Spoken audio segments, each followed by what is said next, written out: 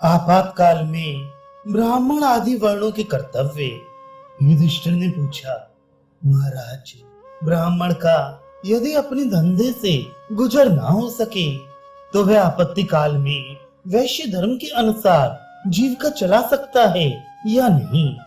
भीष्म जी ने कहा, ब्राह्मण अपनी जीविका नष्ट होने पर संकट के समय यदि क्षत्रिय धर्म से भी जीवन निर्वाह करने में असमर्थ हो जाए तो वैश्य धर्म के अनुसार खेती करके और गौएं पाल कर गुजर कर सकता है। युधिष्ठिर ने पूछा, भरत कुलभूषण, ये तो बताइए, ब्राह्मण यदि वैश्य धर्म से जीविका चलाते समय व्यापार भी करे तो किन किन वस्तुओं की खरीद बिक्री करने से वह स्वर्ग लोक की प्राप्ति के अधिकार से वंचित नहीं होगा?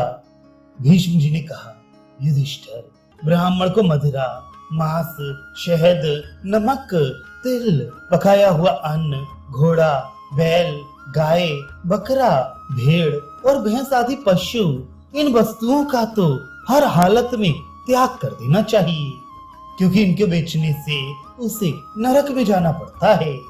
बकरा अग्नि, भेड़ वरुण, घोड़ा सूर्य, पृथ्वी विराट तथा गौ यज्ञ एवं सोम का स्वरूप है। इन्हें किसी तरह बेचना नहीं चाहिए। कच्चा अन्न देकर पकाया हुआ अन्न लेने से अधर्म नहीं होता। इस विषय में सनातन काल से चला आता हुआ धर्म बतला रहा हूँ, उसे सुनो। मैं आपको अमुक वस्तु देता हूँ, इसके बदले आप मुझे अमुक वस्तु दीजिए। ये कहकर दोनों की रुचि से किया हुआ बदला धर्म माना जाता है। जबरदस्ती बदला नहीं करना चाहिए। इस प्रकार ऋषियों तथा अन्य सत्पुरुषों के व्यवहार प्राचीन काल से चले आते हैं। युधिष्ठिर ने पूछा, महाराज, यदि सारी प्रजा शस्त्र धारण कर ले और अपना धर्म छोड़ बैठे, उस समय क्षत्रिय की शक्ति तो क्षीण हो जाएगी। फिर वह राष्ट्र की रक्षा कैसे कर सकता है? किस तरह सबको शरण दे सकता है? भीष्म जी ने कहा, ऐसे समय में जिनमें वेद शास्त्रों का बल हो, वे ब्राह्मण सब ओर से उठकर राजा की ताकत बढ़ाएं। जिसकी शक्ति क्षीण हो रही हो, उस राजा को ब्राह्मण के बल का आश्रय लेकर ही अपनी उन्नति करनी चाहिए।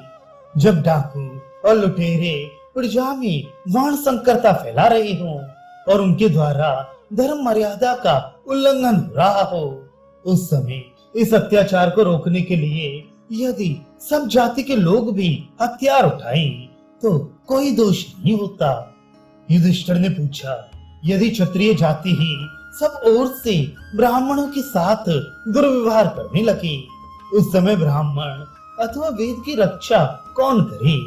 ऐसे अवसर पर विप्र का क्या कर्तव्य है? वह किसकी शरण में जाए? भीष्म जी ने कहा, उस समय ब्राह्मण अपने तप से, ब्रह्मचर्य से, हथियार से, बल से, सद्व्यवहार से अथवा कपट से, जैसे भी हो, उसी तरह क्षत्रिय जाति को दबाने का प्रयत्न करे। क्योंकि जब क्षत्रिय ही प्रजा के ऊपर, उसमें भी विशेषतः ब्राह्मणों के साथ अत्याचार करने लगे तो उसे ब्राह्मण ही दबा सकता है। कारण है कि क्षत्रिय ब्राह्मण से ही उत्पन्न हुए हैं। जल से अग्नि की, ब्राह्मण से क्षत्रिय की और पत्थर से लोहे की उत्पत्ति हुई है। इनका प्रभाव सब जगह तो काम करता है, मगर अपने को उत्पन्न करने वाले मूल कारण से मुकाबला करने पर शांत हो जाता है। जब लोहा पत्थर काटता है, अग्नि जल के पास जाती है और क्षत्रिय ब्राह्मण से द्वेष करने लगता है, तो ये तीनों नष्ट हो जाते हैं। यद्यपि क्षत्रिय का तेज और बल प्रचंड तथा अजय होते हैं, तो भी ब्राह्मण से मुकाबला होने पर मंद पड़ जाते हैं।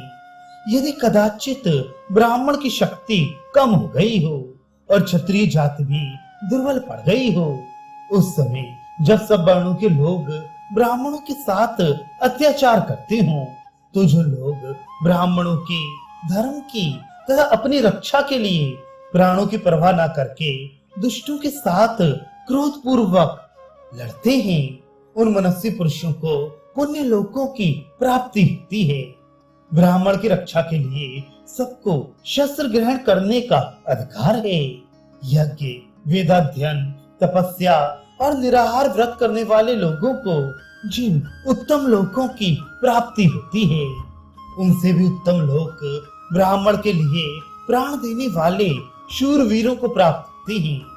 ब्राह्मण भी यदि तीनों वर्णों की रक्षा के लिए शस्त्र ग्रहण करे तो उसे दोष नहीं लगता। जो लोग ब्राह्मणों से द्वेष करने वाले दुराचारियों को दबाने के लिए युद्ध की ज्वाला में अपने शरीर की आहुति दे डालते हैं, उन वीरों को नमस्कार है। मनु जी ने कहा है कि ऐसे लोगों को ब्रह्मलोक की प्राप्ति होती है।